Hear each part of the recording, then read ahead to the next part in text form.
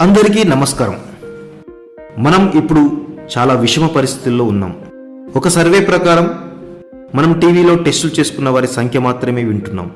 టెస్టులు చేసుకోకుండా వైరస్ సోకి ఉన్నవారు లక్షల్లో మన మధ్య ఉన్నారు. అందుచేత దయచేసి ఎవరి ఇంటికి వెళ్ళకండి.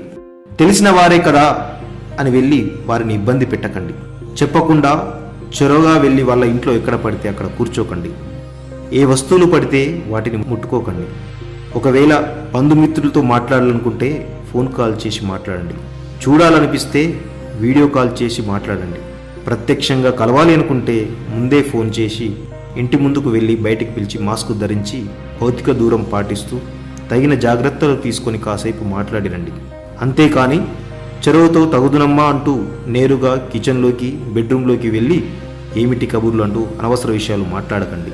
వారు మొహమాటంతో అప్పుడు మిమ్మల్ని ఏమి అనకపోయినా మీరు వెళ్ళిపోయిన తర్వాత మిమ్మల్ని తిట్టుకోవడం ఖాయం.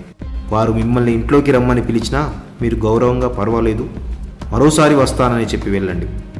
అప్పుడే మీరు మర్యాద తెలిసిన వ్యక్తులుగా పరిగణింపబడతారు. మీరు వారికి ఎంత ప్రాణ స్నేహితులైనా కావచ్చు, లేక ఎంత దగ్గరి బంధువులైనా కావచ్చు, వారిని ఎట్టి పరిస్థితుల్లోనూ కలవకండి.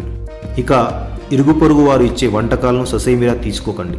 అలాగే వారికి మీ వంటకాలను ఇతర తినుబండారాలను ఏమీ ఇవ్వకండి. ఇచ్చిపుచ్చుకోవడాలు మరికొంతకాలం ఆపేయండి. ఈ విషయమై వారితో ఒకసారి సౌమ్యంగా చెప్పండి. స్నేహితులతో కలిసి అన్ని రకాల పార్టీలు కొన్ని రోజులు ఆపేయండి. ఈ పార్టీల వలన చాలా ప్రమాదాలు జరిగే అవకాశాలున్నాయి. అవసరం లేకపోయినా రోడ్డు మీదకు వెళ్ళకండి. వాకింగ్ కూడా మానేయండి. ఇంట్లోనే యోగా, మెడిటేషన్, సూర్య నమస్కారాలు, స్కిప్పింగ్ వంటివి చేయండి.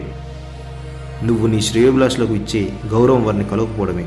అదే ఇరువురికి క్షేమదాయకం. ఇవి యథార్థములుగా భావించి ఆచరించి ఆరోగ్యంగా ఉండండి. Stay home, stay safe. Please wear mask.